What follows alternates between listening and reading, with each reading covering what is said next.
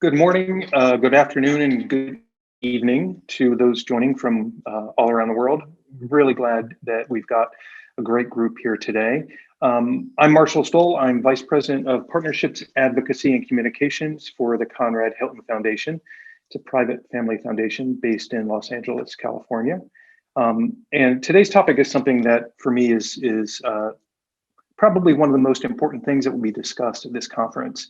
I spent 15 years in global health and development before joining the foundation. And one of the things that I've been thinking about in this kind of theory of change and how to have more sustainable impact, local funding is that kind of final piece that I think will make the greatest impact. But I think it starts with how we represent people from the communities that we serve. Generally, we treat people like a condition, a disease, or a circumstance as a mascot for an issue. We don't view them as the experts with lived experience that they are. And so we're shortchanging ourselves, certainly in them. And I think when we view people as experts from communities, we're more likely to engage them in program decisions, program design, and funding decisions. And once we start to do that, trust will be engendered between both parties, and funding at the local level will be much more intuitive and much more natural. And I think, clearly case after case shows us when solutions are developed from the ground up, they're adopted, they're used, and they're more successful. And so what we're going to unpack today is why isn't that happening more? So I'm going to keep my piece short, although I'm very passionate and could talk about this certainly for days. I'm going to introduce Courtenay Cabot Venton. She's a development economist and the founder of Share Trust. She works with UN agencies, DFID, USAID on issues around localization. She's certainly passionate about this topic. So Courtenay, I'm going to turn it over to you. You can introduce this great panel and get right into discussion. And again, thanks everyone for joining.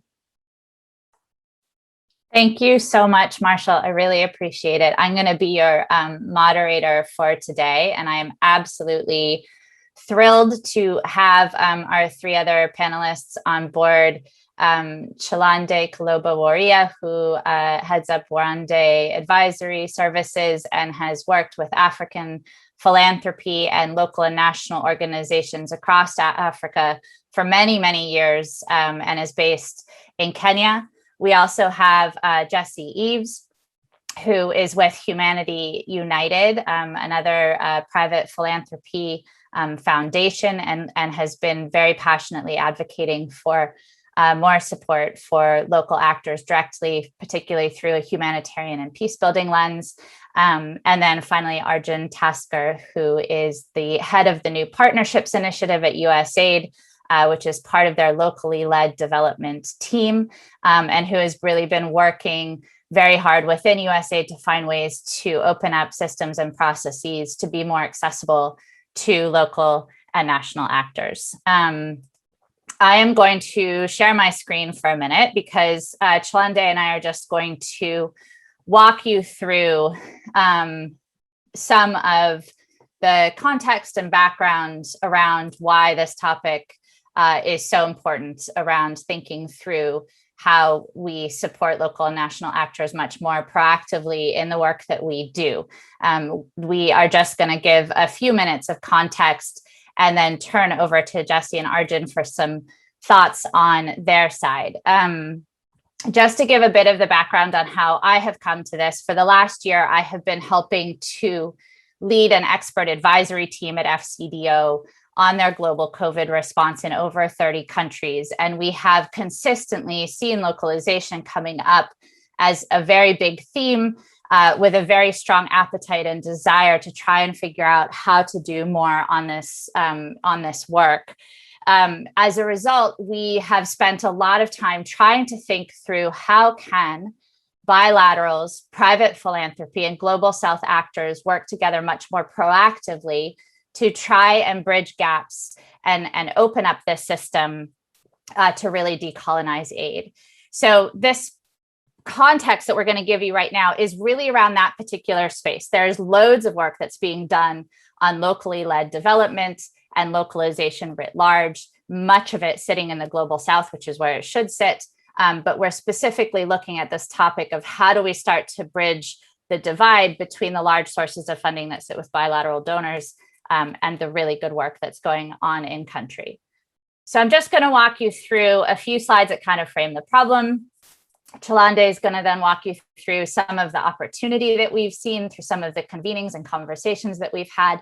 And then we're going to turn over to Jesse and Arjun for some thoughts and then an open discussion. So we hope that you'll be really proactive in posting your questions and thoughts in the chat bar so that we can try to address some of those, and I'll moderate those to the best of my ability.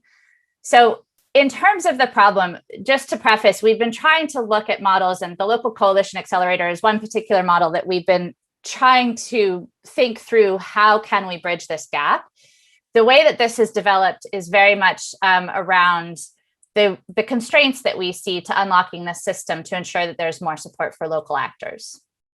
And one of the things that we recognized is that when you look at overseas development assistance, 95% of that sits with donor governments. 5% of that sits with private philanthropy. And half of that is from the Gates Foundation. So really the local actors who are doing amazing work on the ground, who are place-based and proximate, are all competing for 2.5% of the funding pot. So there was this real recognition that if we want to ensure that all of that work can thrive, that we really need to unlock the system to be much more effective in the way that it works. We also know that we have made numerous commitments on the part of the international community to channel more assistance to local actors, and yet we still are channeling a tiny percentage of ODA directly to local actors. And the way that the current system is structured, you have governments, bi- and multilateral donors typically funding the UN system or INGO consortiums. They then in turn fund consortiums of INGOs down to local and national organizations or LNOs, down to community members. And the whole way along, overheads are eroded substantially with very little voice and leadership on the part of LNOs and community members. So this was really the key problem that we were trying to address, was how could we start to shift this system to be much more equitable. So I'm now going to turn over to Chilande to walk through some of the opportunity that we've seen as well. Great, thank you, Courtenay. And I know we don't have a lot of time, but I feel like this on its own should just be the topic of the whole conference. So I'm going to try my best to keep it short and concise. And so the opportunity that we are having, we're looking at here, Courtenay, if you go on to the next slide, we are basically looking at, could you go on to the next slide? Courtenay, we're looking at providing an alternative solution to how development funding then flows to the continent. It's still on that. Okay, I went to full screen and for some reason it's not translating through, so I'll go back to this. That's fine. So that we get a lot more direct funding to local actors. So what we're saying is there a way for us to reconceive the idea of an intermediary, a structure that is usually the preferred model for channeling funding, especially from bilaterals and multilaterals to development work that's going on. And so is there a way we can come up with an intermediary structure that looks, the easiest way I can put it is that one that looks, feels, and acts like the local actors that are actually going to utilize this funding, and a structure that actually understands the issues that are on the ground and is able to sort of bring the money directly and more efficiently to the proximate actors that are on the ground. And in so doing, if you move on to the next slide, what we're looking at is actually putting into practice the idea of shifting power, process, and funding. What we're saying is that we want to put more community voices at the table.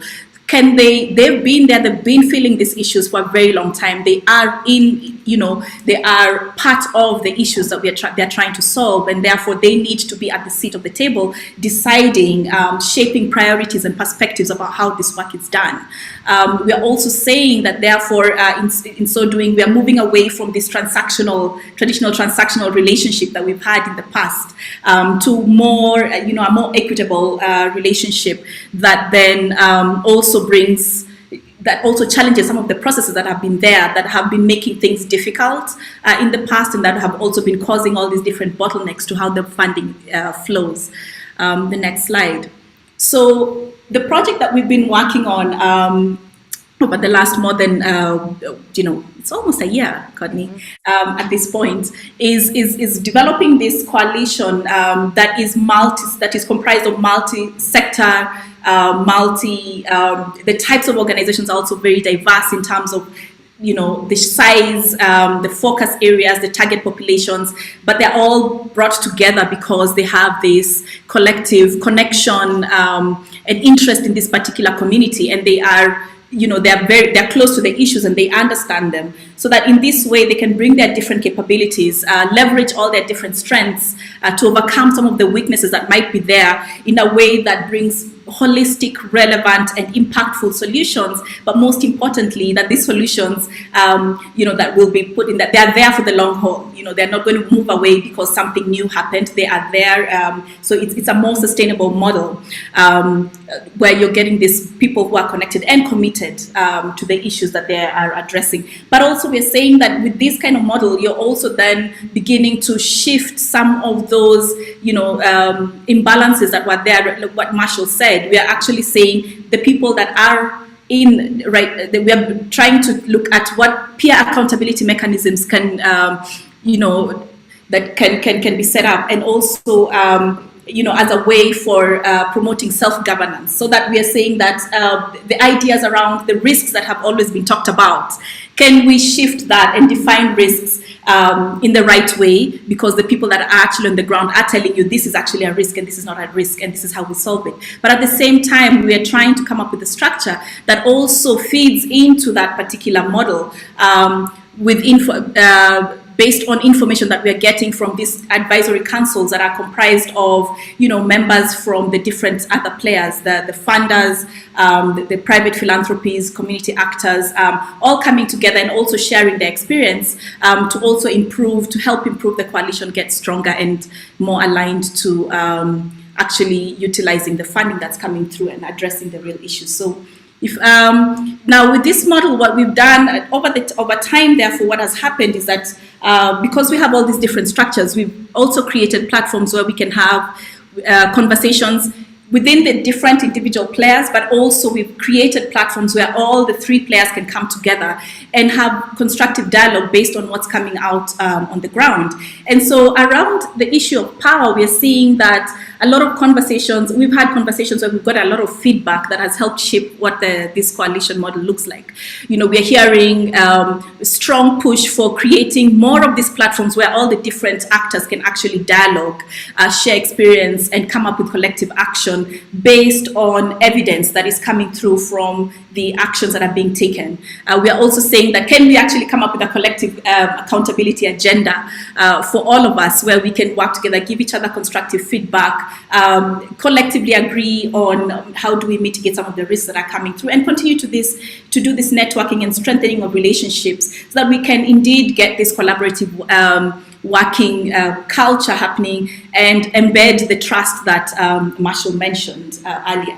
Then around process then is that, there's a strong push from all the sides, is that, thinking about how to then redesign some of the processes and the requirements that we put in place for funding to flow in a way that actually not only improves the effectiveness, but also helps to embed efficiencies in how then this money is flowing and how it is utilized. We are also saying that can we come up with a collective way in which we are working, where we actually begin to share lists of who's doing what, where, how, what is working well, what is not working well, what are some of the lessons, and then the critical issue around compliance. What does compliance look like? Why does compliance have to look very differently depending on where the money is coming from? Is there a way we can begin to standardize that, so that we just eliminate the stress that local actors have been having, where if I get money from the EU and USAID and FCDO, then I have to do or look a certain different way, in order for me to receive that and utilize it well. So hopefully with these kinds of things, we can begin to streamline some of these processes and eliminate some of those stresses that local actors have been facing for a very long time. And ultimately, of course, then what we're seeing is, there's opportunity for us to look at different funding models. Is there a different way in which money can flow? Does it always have to flow in the same way? Perhaps can we do a mapping exercise and look at the ecosystem and see what's working well, and what are the different models that are there, building on what is actually already on the ground. So we're not saying throw away everything. We're saying, okay, let's look at what is there. What are the lessons we're learning? What do we want to keep and what do we want to put out there to ensure that more and more funding then comes through? And all the different players have different roles to play. And we're also encouraging, and collectively, we're all encouraging, let us fund core, can we get more core funding that is multi-year, that is unrestricted and flexible enough so that it shouldn't take a crisis for us to start thinking, okay, let's give people flexible funding. These communities have been going through crises of different types, shapes, and forms all along. And hopefully then the lessons that we are learning from the last, what we're going through right now will be things that we can carry on into the future. So that's generally just what we are thinking of so far, what's coming through, some of the conversations that we are having as we continue to model what we're talking about on the ground. But I want to hear from those of you in the actual seats, those of you who we are trying to communicate with. And maybe I start off with you, Arjun. Mostly it's very biased because a lot of my work in development has been within USAID funded programs. And I just want to hear from you, how are you thinking, if you are indeed, how are you thinking about locally led development? And as you're thinking about that, is there more you could be doing? And more importantly, would like to hear from you if there are any constraints that you're facing in actually bringing some of these things to life. Oh, wow. Chilande, thank you so much for the question. That's quite the question, and certainly a tough one to answer in a few minutes. But let me start with, how are we thinking about locally led development? So my office, the Local Faith and Transformative Partnerships Hub, defines locally led development as pushing management, measurement, priority setting, decision-making as local as possible. And we have a locally led development spectrum that really looks at, based on work that Save and Oxfam did actually, that looks at, in terms of engaging with local actors, were they informed? Were they consulted? Are you doing something in partnership with them? Are you delegating power to local actors? Is it actually locally led? That would be the far end of the spectrum. And how can we look at our work and see how to advance ourselves across that spectrum towards locally led development? And I've been working on this at the agency since 2014. But, the first new partnerships initiative, which focused on empowering local actors, local capacity development, and participatory processes, was launched in 1995 by then Vice President Albert Gore.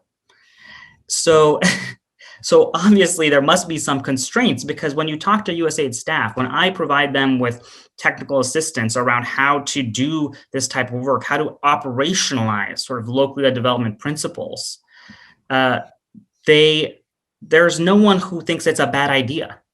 Everyone is committed to doing that kind of work, and they butt up against our institutional constraints. I think those constraints are varied. They are cultural, political, structural. And some of it rests on the reality that we're not a development agency, we are a procurement agency.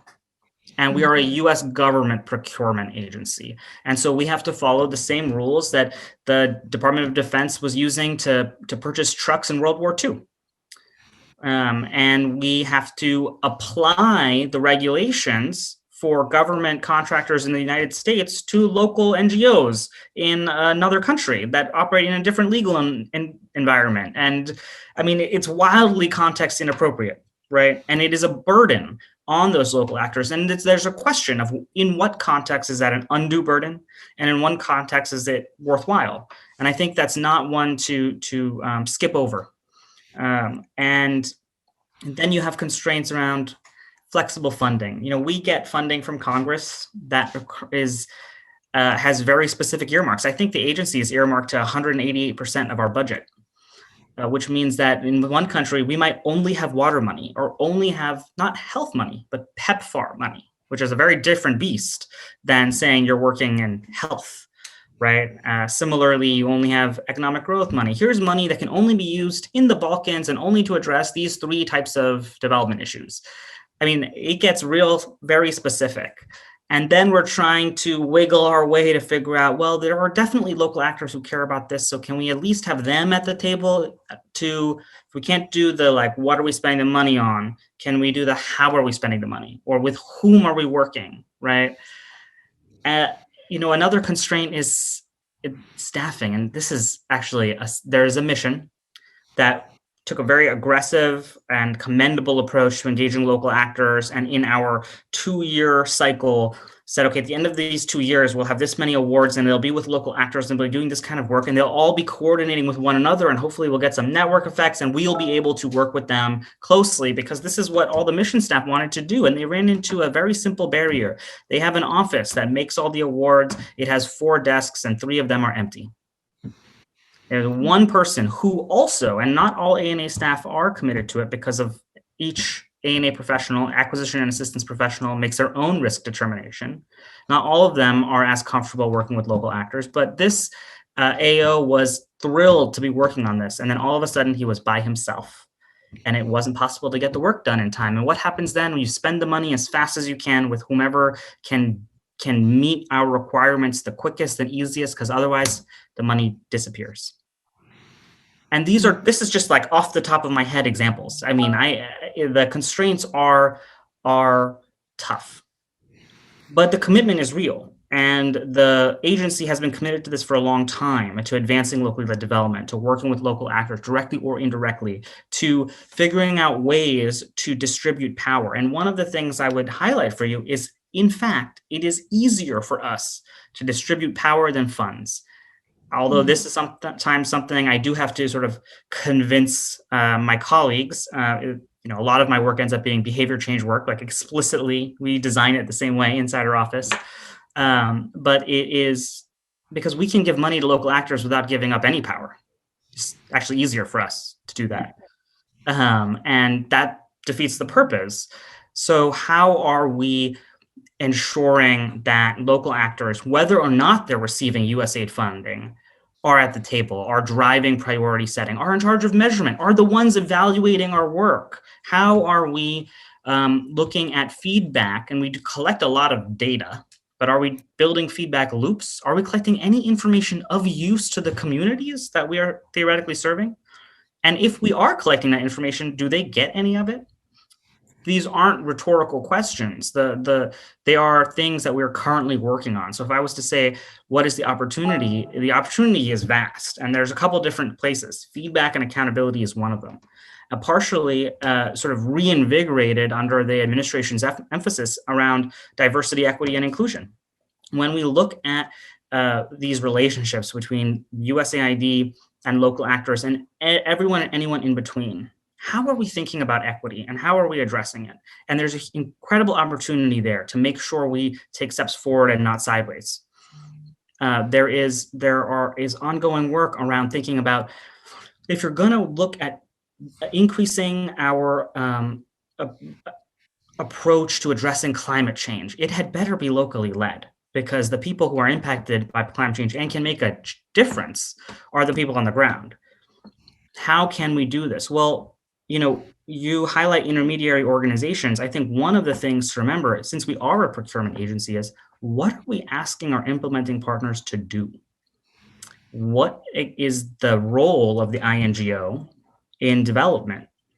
And, are we saying to them that we value equity, that we value local voice? Are we asking them to, as donor proxies, do those things we wish we could do if we had the time and didn't have to move a bunch of memos to other offices, right? To what extent are we putting all the way in the front in our solicitation, then in our evaluation criteria, then in our award language, then in activity MEL plans, language that indicates participatory processes are what the agency wants development actors to be doing.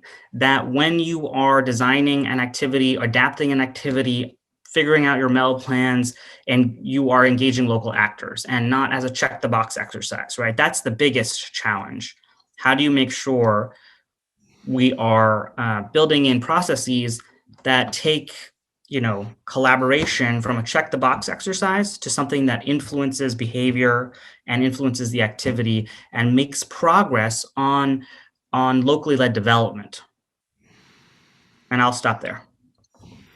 Wow. I mean, that so many things there that you've said that just, warm my heart, but also pique my interest in a certain way. One of the things, I do remember one of the conversations we had where somebody mentioned, actually said, they said it. They didn't insinuate that, the owners are on the local actors to prove that they can manage this money. And one of the ways that one of the challenges that I want to put back for you guys to think through is, and I was part of the initial NPI back in '95, at the risk of letting people know my age. And we were building capacity of organizations to be aligned to some of these things that, are required. And now as we're building this local coalition, I remember when the governance structure, the steering committee was setting the criteria for who can join and how they're going to operate. A lot of what they put down was actually influenced by, by USG systems. And I kept saying, but don't we want it to be, better? They're like, no. This we need. We know ourselves. This we need. This we don't need. And so, my challenge to you all is also saying, look, a lot of money has been poured into building capacities on the ground. I think it's time to start trusting that they can actually begin, or even, take a risk and then put the money there and see how your investment has been doing. And so I'm going to turn to you, Jesse, and ask you more or less the same question. From your perspective, what's happening there with localization? And what are some of and is there more you could be doing? And, what are some of the constraints that you're facing in doing this? Well, thanks so much, Chilande, and I echo everything that Arjun was saying, and and I'm glad too that there's a differentiation here that you're making between localization and locally led development. I mean, localization, as it's often viewed right now, is often about just pumping money to the local level, and that can often, as we've seen, become a very negative force where you're turning local organizations into contractors or subcontractors, or you're creating kind of new donor darlings, and it's often replicating the inequitable structures which created the whole gap that we're talking about in this entire conference. And so it's really important to start thinking beyond the check and thinking about what money allows or prohibits. And in the end, for us, it's really about who holds that power to make the decision. I mean, that's really what matters in locally led development. So for us, it's that locally led development is not the same as localization. It's about decision making, and it's more than just getting money in the hands of those that are most proximate.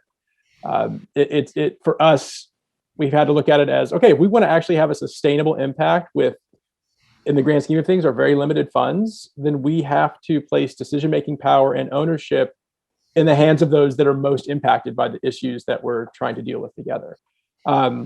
And through our own many mistakes and our own learning, just as a private donor, our work is really pivoted to really try to focus on, okay, how do we cultivate these conditions for increased agency of those that are closest to the issue, and how do we shift power from ourselves to them? How do we create two-way streets for feedback and information sharing, and in particular, how can we also push for accountable institutions that respond to harm that they may be causing, or in a position to mitigate and prevent that harm in the future? And I can maybe pause there. Oh, you asked about, constraints as well.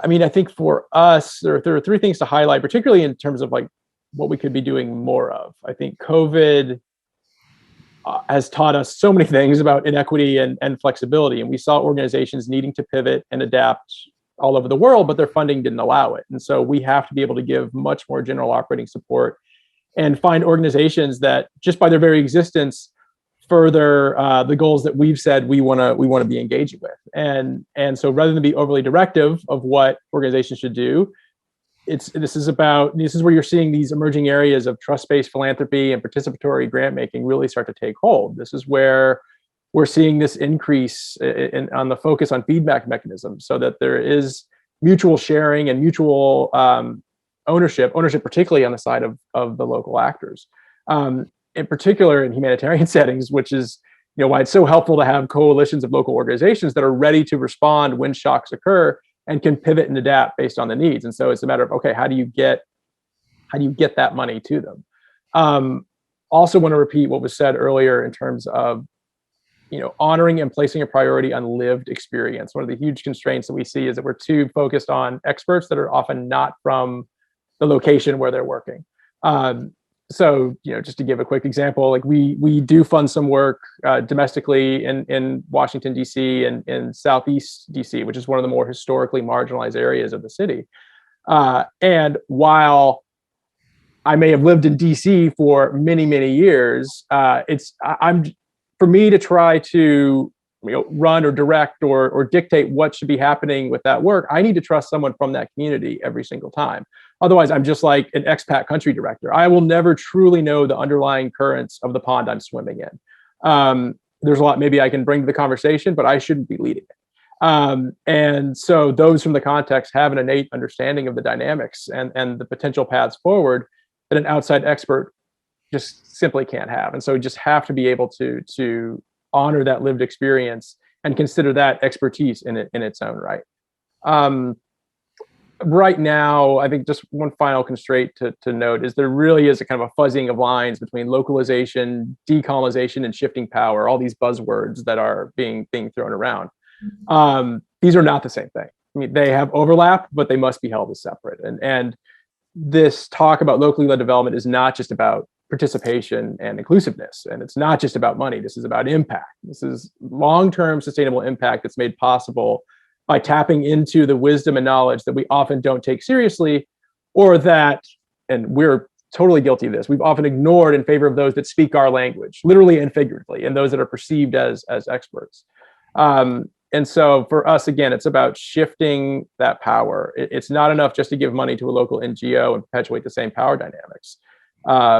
It's really about making sure that they're controlling not just the decision making, but also in terms of defining success for themselves and taking ownership in that. Brilliant. Chilande, did you want to respond to any of that, or I can bring in some of the questions from the chat? No, just bring.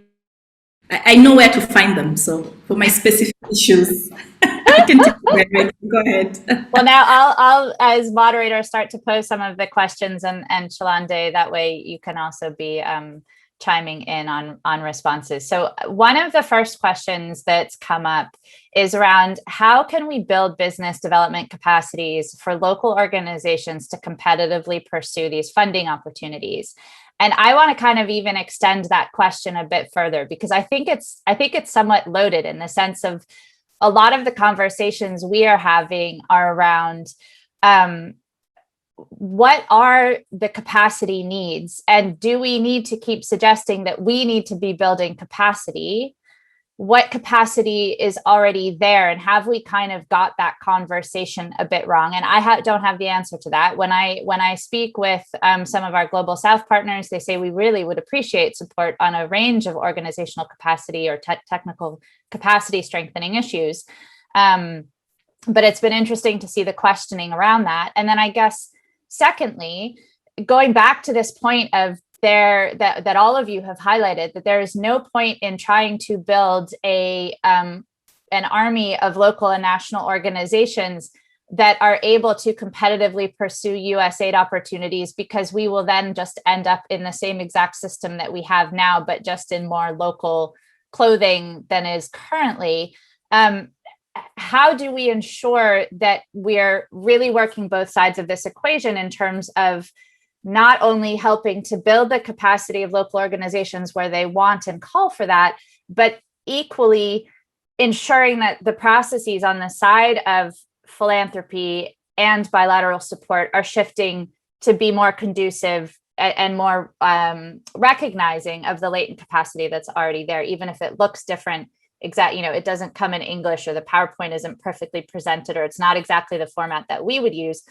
We have to be shifting on both sides. And what does that look like? So I'm going to give it over to the three of you. Please just jump in. I'm not going to call on any one of you.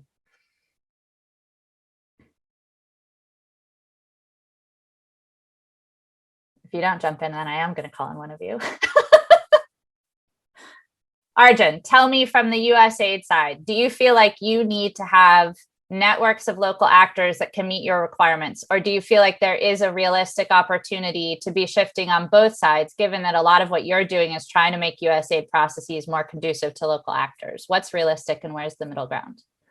Both are possible. USAID is highly heterogeneous. So it really depends, right, on the type of work, the country context, how long we've been there and what sector. I mean, there are countries where, like Chilande was pointing out, we've invested a lot of money into local capacity. And quite frankly, if we aren't doing 90% of our work with local actors, that's a little ridiculous. There are other countries where we're working with 90% local actors because it is a conflict affected zone and we aren't even present.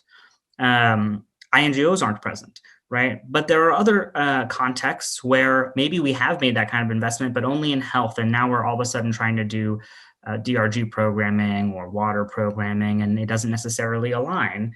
How do we work to leverage local knowledge in the way Jesse was talking about, but also technical capacity in the way as USAID traditionally talks about it? I think we can, when Local Works, the first program I worked on at USAID launched, it had an idea that we needed to find local resource organizations, those organizations that were highly networked in a local system or community, and work with them directly in order to make a broader impact in the system and to be working with entities that were trusted by other local actors, right? And there's nothing that is a fully accurate idea. There's nothing wrong with it. The issue was our own internal processes made that hard. How exactly did we figure out who's a local resource organization, who's highly networked in a local community?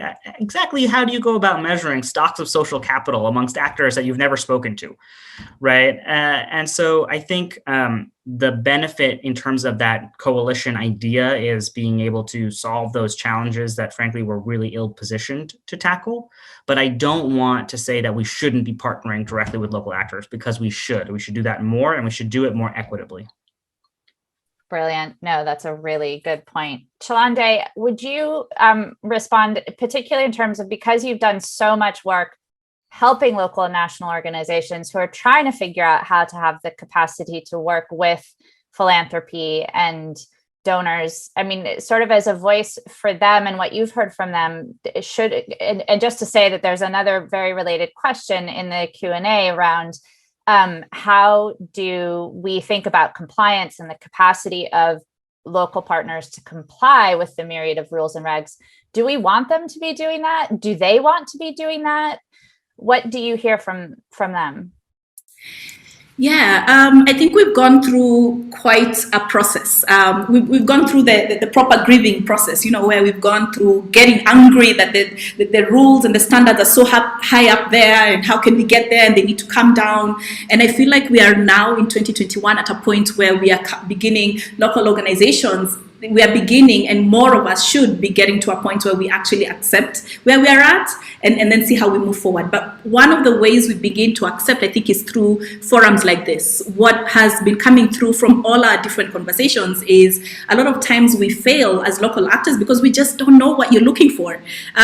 We only interact with you when you put out a call for application or an RFA or whatever it is you're going to call it, whether it's an RFP, RFA. That's when we interact with you. So some of these, right now, we are now moving away from that. Can I know that it's Arjun I need to talk to about this particular story that I'm seeing out there? So demystifying all these different sources of funding is beginning to be appreciated as a very good way. So if I know what your challenges are, for example, listening to Arjun talking about, there's somebody somewhere with one desk having to look at 101 different applications, we begin to build that understanding and compassion that is needed for me to say, okay, because of that, how do I make my application stand out, right? So let me make sure there's no typos and all these different things. So one of the things is looking for spaces of dialogue, to understand the different players as much as possible. And that has been appreciated a lot by, certainly with the coalition members that we are having. The other thing is just really the leveraging on this strength in numbers. We acknowledge that you cannot, some of these funding streams cannot go to the, I think in Kenya we have more than 10,000 registered, NGOs, CBOs, and all those types of things. You cannot fund every one of those. But how about if we came together, but came together in a way that makes sense, outside of saying, okay, you're the closest to me, you're my friend, I can deal with you. The coalitions have been failing, and we've been accused of not achieving what it is we say we are going to achieve, because we don't coalesce around values, right? We don't sit down and say, okay, are our values aligned?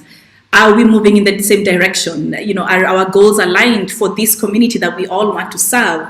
Are our skills complementary, so that we are not competing with one another and we know exactly who comes in where? How is that defined? Have we developed a terms of reference around how we work?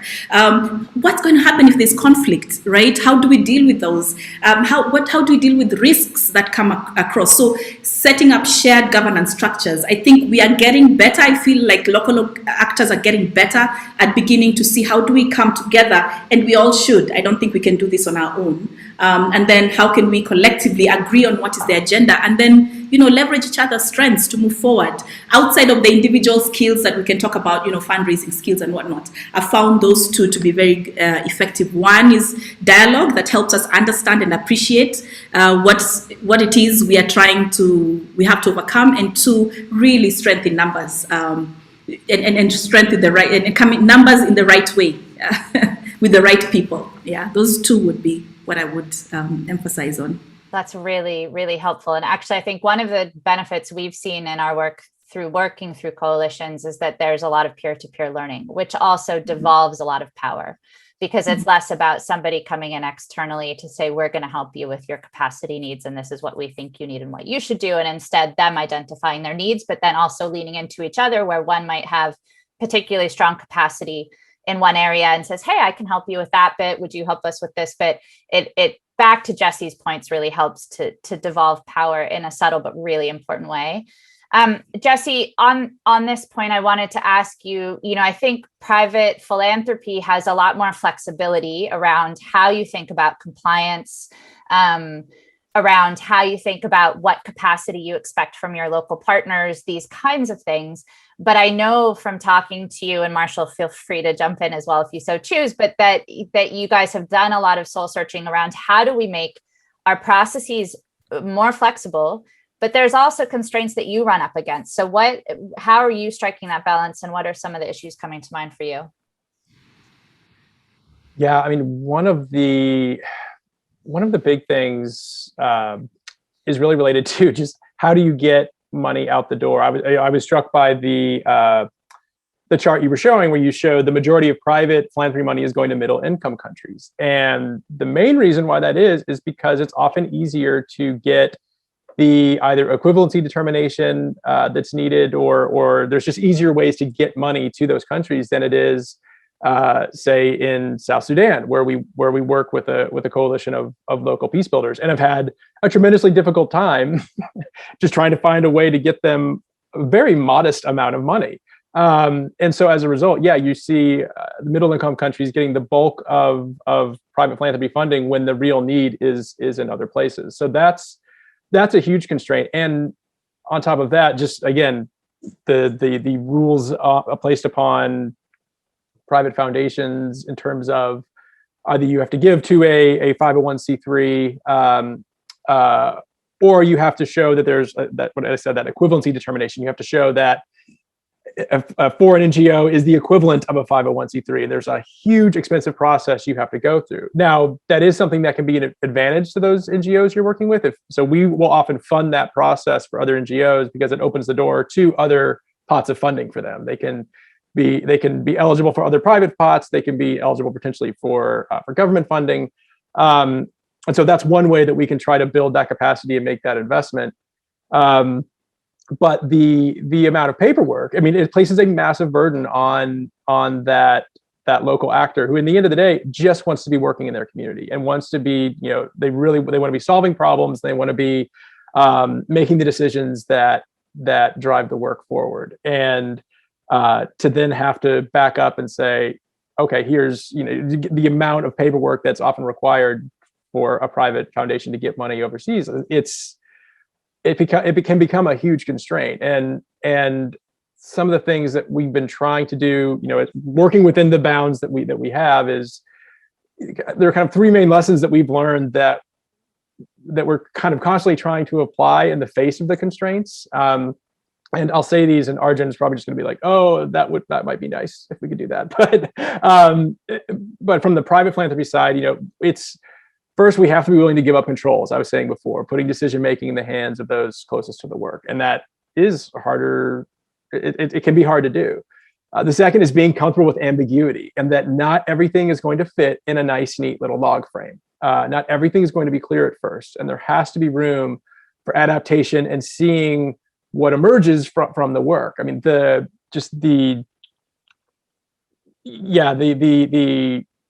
oppressive nature of M&E right now, and the way in which log frames have to be just so, it has really hurt those that are working closest to the issues. And the final piece that we have to remind ourselves is this takes time. And all of this work often moves at the speed of trust, and that takes time to build. You have to trust the local partner that you're working with, that they'll be able to come to you and be honest with you about what you're doing right and wrong. And you have to be able to have those same honest conversations with them, and be able to have kind of that, as much as you can, be on that equal power footing. So we try to keep those three things in mind as we're doing our work. But at the end of the day, coming back to, as we're engaging, getting money, trying to get money out the door, is just asking, okay, what do you want to do? What do you want to learn? And then, like, how are you defining success? And often those initial conversations can help offset any, or the power that we have just by what it takes to get money to a local actor. And so there's just kind of a conscious decision we have to make in terms of trying to place ourselves in a much more humble position than maybe we were used to 10 years ago. And since you invited me, I'm not wanting to not speak up. Everything certainly that Jesse said, and for us, we don't have a staff large enough to be able to make those connections. So it's hard for us to do that. And we're based in Los Angeles. We've got a couple of people in other places. In thinking about it though, and going back to your, the slide on the numbers, if it's 5% and half of that is Gates and it's 2.5%, that money's not going to do a lot, no matter what we change. And so I think the power that philanthropy has is, one, to be the grit in the oyster, and try to move things along that way. And the second is to be a better convener. And so one of the things that I understood in my experience in global health and development is you've got philanthropy here generally investing in pilots to prove something that moves on, with the hope that Gates would throw 50 million at it, within the hope that the private sector would come in and that USAID would put 100 million, or DFID would put 100 million, and then the Kenyan government would put it into their financing and health programming. So what happens is nobody convenes at the front to say, as a third stage funder, these are my data and investment needs. And it's not grounded in community voice from the beginning. So whose problems are we solving to start with? And then how do we keep community voice throughout? And then how do we bring people through the whole process to say, if you're a second or third stage funder, what do you need to know to be able to more efficiently act? And so philanthropy can help bring those together. And I think that's a good use of part of that 2.5%. And so I think that's one of the things we're trying to do, as well as apply a filter of equity and lived experience into our grant making. These are such helpful comments, and it's really interesting. You can really see where there are, going back to Arjun's point of, like, there's nobody in this, at least in the conversations that we're having, who doesn't want to see this change, right? The appetite is there, but we keep bumping up against these walls. And it's so interesting hearing you guys talk, because so one elephant that sort of arises for me is that when you think about funding streams, the fact that private philanthropy has to get equivalency determination, But a 501c3 has way more is much more liberated to give to wherever they want to give to, means that it's almost like private philanthropy then needs to go through 501c3 in some ways to facilitate some of those harder grants. So it just forces the building in of layers. And then the other layer that I saw, and we're trying to like delayer, is that when I think about the work that I do at FCDO, I really have to convince and put the packaging around why a particular model might be more effective. And when you have to go release control, get rid of the log frames, and give it a lot of time, my ability to demonstrate impact, convince the powers to be to do things differently gets eroded. So it's like the system is constantly working against itself. And I think that's really the heart of what we're trying to figure out, is how do we kind of unlock some of this and shift the conversation. And just, I think, going to your point, Marshall, you know, a lot of the private philanthropists that we've been working with who really see themselves as wanting to change the system, because they recognize that unless that system changes, it's going to be really hard to honor the work of lived experience and proximate leadership, that a lot of the private philanthropists say, but we have so little money compared to the big donors. And I think one of the things, though, that private philanthropy really does do, exactly as you said, the grit and the oyster, is to demonstrate those catalytic investments where we can do things differently and test and fail and find what works, and then use that to give to the Arjuns of the world, hey, here's a baked idea that's actually demonstrating that it could work. How now can we pull you in on some of this? So this is really why we've been having these conversations between these three groups, is to try and unpack, like, where are these constraints that we're facing and how do we start to build those bridges? We have about 8 minutes left. Arjun, I'm going to put you in the hot seat because there are a couple of questions that are specific to you. In particular, there are some questions around kind of how are you building tools and systems to facilitate more of this work to happen and to really kind of grease the wheel. I think also there's one question around, where do you think you're headed under the new administration? And I think we all would love to hear what insights you have with Samantha Power now officially signed in and a new vision for our country and our government. How do you see some of this dialogue shifting or not? Okay, great questions. And I think maybe I'll respond a little bit to Marshall and Jesse's comments as well, because it's a different perspective. So for instance, we look at convening power based on our ability as a US government entity to bring a diverse set of actors together, sometimes government and those who would not normally speak with their government, perhaps, especially in those countries where we lack funds or we only have water money, and the real local priority issue is something totally different. And we've made the most progress around participatory processes and being able to do that kind of work where we have no money. And I think in terms of tools and processes, that's something that the agency is investing more time and energy in right now, is what are the different methodologies the agency uses to engage with participatory processes. How do we promote collective impact, collective action types of work as a bilateral donor? And frankly, it is actually within our system somewhat easier than other types of sort of locally led development efforts. It becomes complicated when we start adding our funds and large dollar figures. I will say it's very hard for us to take a pre-baked idea and say, we're going to fund that, because usually we need to do a full and open competition. So that can be a little tricky. Not that we're averse to it. We will find a way, but it is harder than you might think. On compliance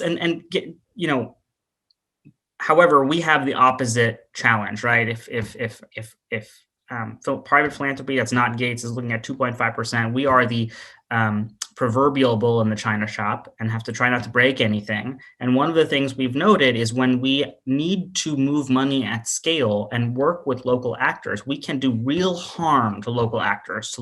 We are a market distorting machine, and we can drown local actors, and we can subvert their priorities to our priorities, right? And so part of the issue, and compliance is a great example of it. When we talk about capacity, and we talk about capacity to partner with USAID, as opposed to capacity for an organization to achieve its objectives or its mission, or to meet its needs as it has defined them, we're talking about very different things. Because the ability to partner with us has limited bearing on their ability to tackle a development challenge. That's usually related to who they know, how well connected they are, stocks of social capital, and the challenge they're trying to address, right? And their community, its willingness to work with them, right? And so it's not that it's a bad conversation to have. They're just different conversations. And what you'll see in our forthcoming capacity development policies, we try to separate those conversations a little bit and say that capacity development is a programmatic approach. And that if we're talking about partnerships with USAID, we need to do that more and more effectively. In particular, what Chilande was referencing is build more transparency. So hopefully we'll be able to launch this work with USAID.org site. Hopefully we'll be able to increase the amount of information about what it takes to partner with us that is available. And some local organizations, I wouldn't be surprised if they said, well, actually, that's not really worth it for us. We need to go find the Marshalls of the world, because some of our requirements are tough. I think I did see some of the questions on like building capacity to manage USG funding, which I would say is like building their ability to pass our risk assessments and then manage an award effectively, right? And because that's distinct from tackling a development challenge, you find that an organization is working with a technical team that is able to help them with the technical issues of implementing a USAID-funded activity, but not with the financial management issues of implementing that activity. And with our staffing constraints, it is tough for us to provide the USAID support needed to help a new partner or a local partner manage an award effectively in ways that don't harm them, as opposed to ways that maybe hopefully build financial management capacity that they can use moving forward, right? And because I'm not to denigrate those skills, they're really important, but are they essential for what the organization is trying to achieve? If I was to, last thought on this, think about subcontracting and subawarding, and what is the purpose there? I did catch one question that looked at, should local and smaller organizations be receiving subcontracts to do some of this stuff IPs might do in-house? I would say it's the opposite. I would say we should be asking IPs to use subawards to help us mitigate those challenges associated with super high, large dollar figures, and putting those subawardees in the front seat for design and implementation and management and measurement of activities. And the IPs should hold some of the compliance burden and the marketing and branding things that may have been subcontracted at other times.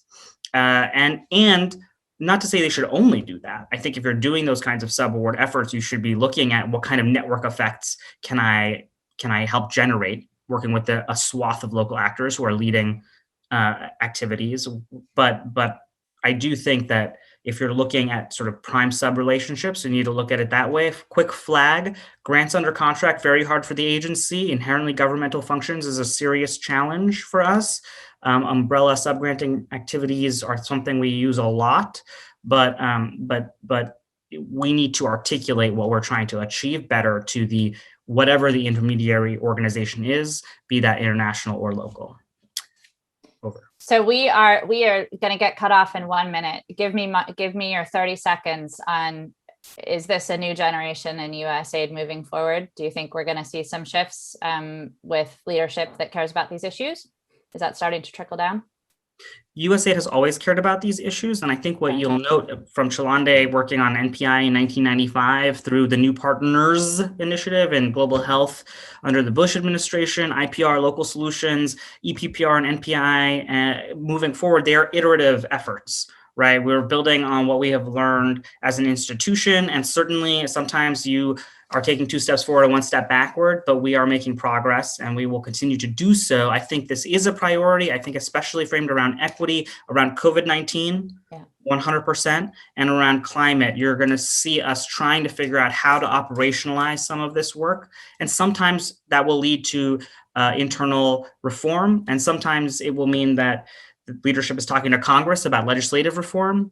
And other times it means we're just going to do the best we can and keep, wiggle through as possible. Yep.